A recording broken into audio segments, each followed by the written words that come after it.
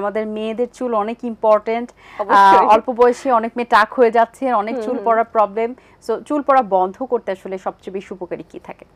আচ্ছা, চুল পড়া বন্ধের ক্ষেত্রেও প্রথমে আমাকে আইডেন্টিফাই করতে হবে চুল পড়ার কারণটা কি। অনেক কারণ থাকে, তবে আমি দুটা কারণের কথা মেইনলি বলবো। আমরা মেডিকেল টার্মে যেটাকে বলি টেলোজেন ইফ্লোভিয়াম, আরেকটা হচ্ছে অ্যান্ড্রোজেনেটিক অ্যালোপেশিয়া। নামেই বোঝা যাচ্ছে অ্যান্ড্রোজেনেটিক অ্যালোপেশিয়া মিন্স হচ্ছে যে এটা জেনেটিক কারণ।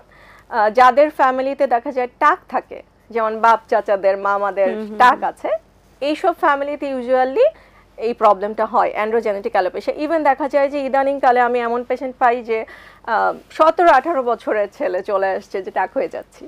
হ্যাঁ, আবার ইভেন মেয়েদের ক্ষেত্রেও কিন্তু হয়।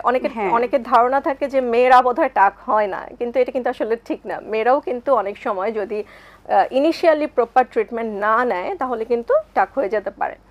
আচ্ছা, আরেকটা যেটা বললাম আমি টেলোজেন ইফ্লোভিয়াম, এটার কারণটা হচ্ছে যে স্ট্রেস। যে কোনো স্ট্রেসের কারণে কিন্তু আমার হেয়ার ফল হবে।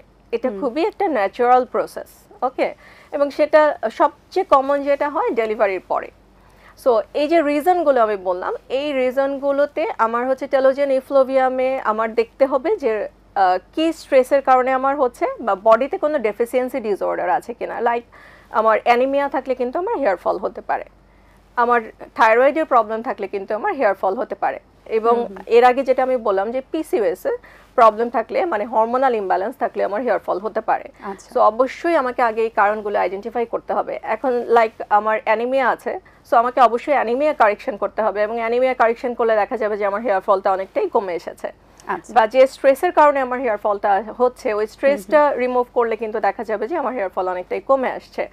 আর অ্যান্ড্রোজেনেটিক অ্যালোপেশিয়া যেটা, ওই অ্যান্ড্রোজেনেটিক অ্যালোপেশিয়াতে একটা ট্রিটমেন্ট প্রোটোকল আছে যেটা এফডিএ অ্যাপ্রুভড ট্রিটমেন্ট।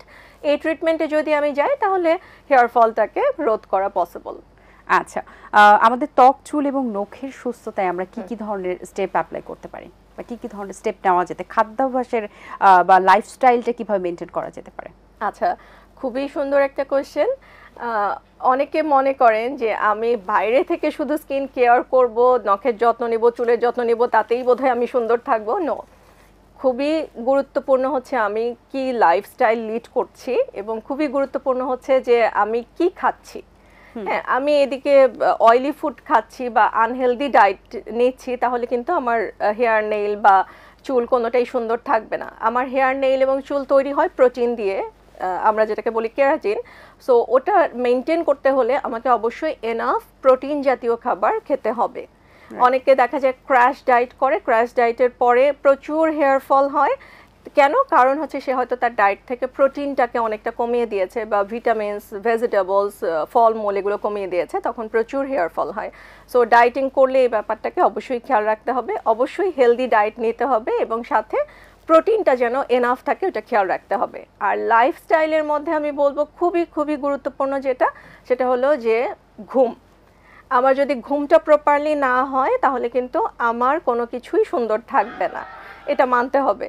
হ্যাঁ, ঘুমটা যদি আমার ডিপ স্লিপের টাইম হচ্ছে রাত 12টা থেকে রাত 3টা পর্যন্ত, এই টাইমটাকে যদি আমি স্কিপ করি, আমি ঘুমাতেই গেলাম 3টার সময়, তখন কিন্তু আমার ডিপ স্লিপের টাইমটা অলরেডি চলে গেল। হ্যাঁ, আমি সারাদিন যতই ঘুমাই না কেন আমার কিন্তু ওই স্লিপটা আর ফিল আপ হয় না। তখন একটা স্ট্রেসের ছাপ পড়ে যায় ফেসে, যেটা আসলে দেখতে খারাপ লাগে। মানে আমার সব কিছুই ঠিক আছে, কিন্তু বোঝা যায় যে স্ট্রেসের একটা ছাপ আছে ফেসে। সো অবশ্যই আমাকে সুন্দর থাকতে হলে প্রপার স্লিপ এবং হেলদি ডায়েট, এই দুটো জিনিস মেনটেন করতে হবে।